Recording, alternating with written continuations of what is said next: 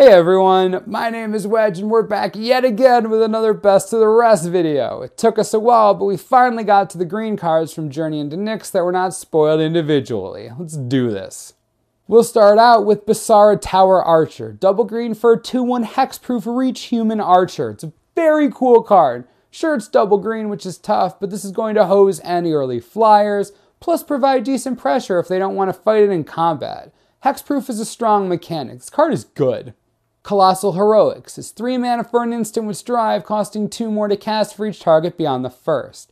Any number of target creatures each get +2/+2 until end of turn. Untap those creatures. Will you look at this? Green combat tricks untapping creatures. This is awesome. 3 mana isn't great, but it isn't terrible for the initial cost. If you only strive for 1, you get 2 pumped up creatures for 5 mana at instant speed. This is one of the cooler non-rare Strive cards. It's definitely worth playing in Limited. Consigned to Dust is 3 mana for an instant with a Strive cost of 3. Destroy any number of target artifacts and or enchantments. Wow, this is just fine at 3 mana. Sure, Naturalize is better, but Naturalize is always better than everything else. Late game, this can cripple an opponent. The artifact destruction, not so much, but the enchantment destruction. Destroying 2 enchantments at 6 mana late game could just win you the match right there. It's good sideboard tech. Desecration Plague is a 4 mana sorcery. Destroy target enchantment or land. More land destruction. Make it expensive and sorcery speed. Yippee! Golden Hide Ox is a whopping 6 mana for a 5/4 enchantment creature with Constellation. Whenever it or another enchantment enters the battlefield under your control, target creature must be blocked this turn if able. This is so green, like so green. He's huge. He costs a lot, and he gives lure to something else that's huge. This is a good pseudo-removal spell if your opponent has something you really want to kill, but they just won't attack into your team of Hydras. The best part is that you can just keep triggering it over and over again. Forcing someone to block is extremely powerful. Don't underestimate it. Even without the ability, a 6 mana 5/4 in green. It's okay. Humbler of Mortals is 6 mana for a 5/5 enchantment creature elemental with Constellation. Whenever the Constellation triggers, creatures you control gain trample until end of turn. It's pretty straightforward. Every part of this card is made to remind you that it's bigger than you. This is exactly what green wants out of a huge creature with a keyword granting trigger. This set's green cards are just so green. Market Festival is 4 mana for an enchanted land aura. Whenever enchanted land is tapped for mana, its controller adds 2 mana in any combination of colors to their mana pool. What? This is great. I would play this card in Limited for sure. Yes, I know that by turn 4 you want to be doing more than just playing enchanted lands, but this gets you to 7 mana so fast. Plus you're playing green. Isn't your average converted mana cost going to be like 12? This obviously isn't the best green card or anything, but it's good at what it does and at a fair price. Nature's Panoply is 1 green mana for an instant with Strive costing 3. Choose any number of target creatures. Put a 1/1 counter on each of them. That was easy. 1 mana for a 1/1 counter and a heroic trigger. I'll take it.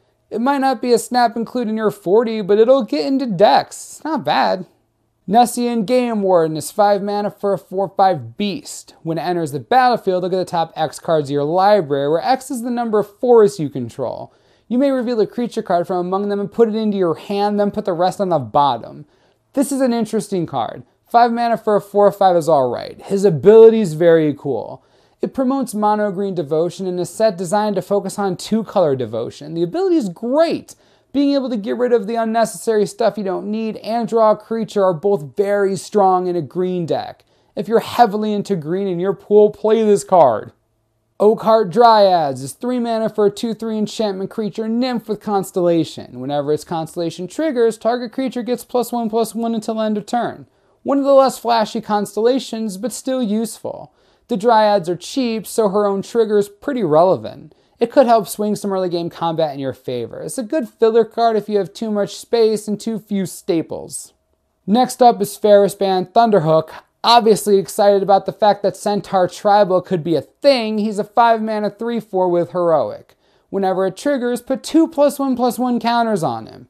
Players praise Centaur Battlemaster as being a very strong draft card. While Thunderhoof isn't at the level of the Battlemaster, he isn't that far off. Same mana cost, but with 1 less green requirement, which is good. 1 more toughness is also nice, out of that 3 damage burn range.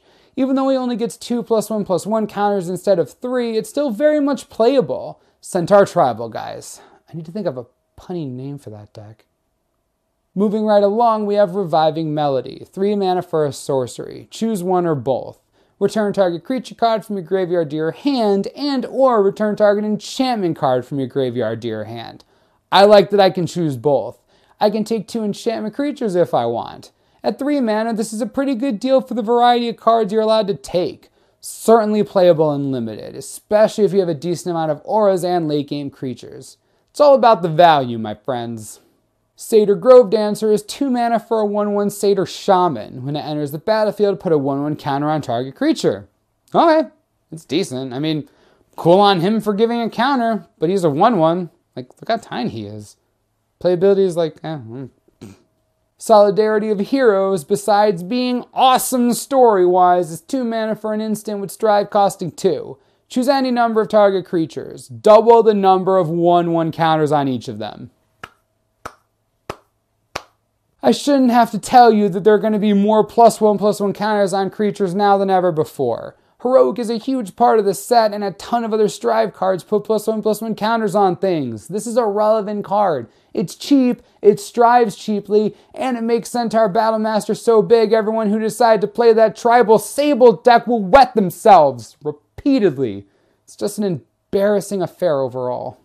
The last green card from Journey into Nyx is Swarmborn Giant. 4 mana for a 6/6 giant with monstrosity, 2 for 6 mana. When you're dealt combat damage, sacrifice it. Okay, as long as it's monstrous, it has reach. That's the only downside? You sacrifice it when you take combat damage? Look how big it is!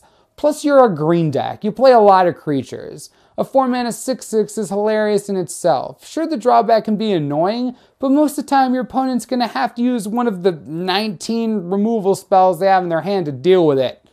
I could see this in some standard decks as well. Against control strategies or the version of red that barely runs creatures anymore, this guy is super good. He demands an answer and he's cheap. I like this a lot. That does it for the rest of the green cards from Journey into Nyx. I gotta say, I'm impressed. I thought white was the best, but green has some real quality cards in this set. They synergize well with each other and the other sets. This is going to be an interesting limited format for sure.